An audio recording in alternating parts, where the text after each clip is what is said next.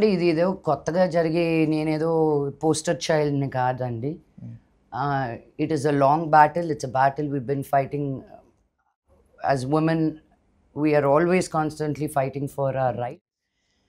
And ఇది నాకు జరిగినట్టే ఇప్పుడు ఈ టైంలో చాలామందికి జరుగుతూ ఉంది. బట్ నాకు జరిగిన తర్వాత కూడా నేను ఈ పొజిషన్ లో ఉంటూ క్వైట్‌గా ఉండడం తప్పు. At least the people have to have accountability. Not be in denial, blame, threaten, bully. ఇది జరిగిన తర్వాత కూడా ఇవన్నీ మా చుట్టూతా ఉండే వాళ్ళని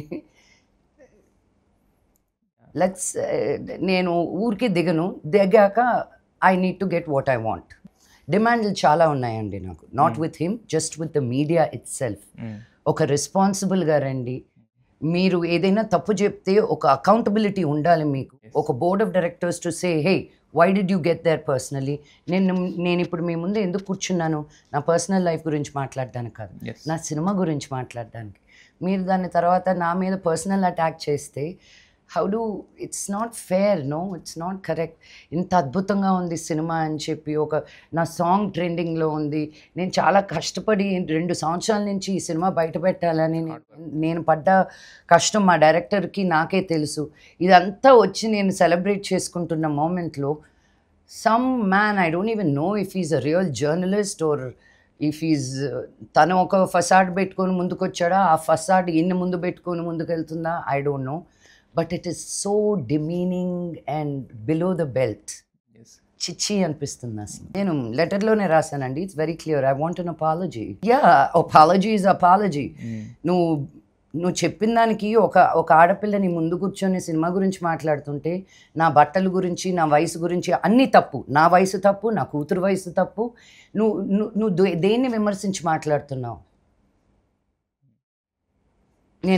నేను నా బట్టలు నాకు నచ్చినట్టు వేసుకున్నాను, నీకు నచ్చినట్టు వేసుకోవాలా నేను? ఇంకా అక్కడే ఉన్నాం. మళ్ళీ ఒక సీనియర్ జర్నలిస్ట్ అన్న పేరుతోటి మనల్ని మీరు ముందుకు తీసుకెళ్తున్నారా, వెనకబడేస్తున్నారా? So I know when I speak up, the voice I'm giving to a lot of women and the strength I'm giving. ఈ బ్యాటిల్లో రేపు ఇబ్బంది పడేది నేనే, నాకు తెలుసు.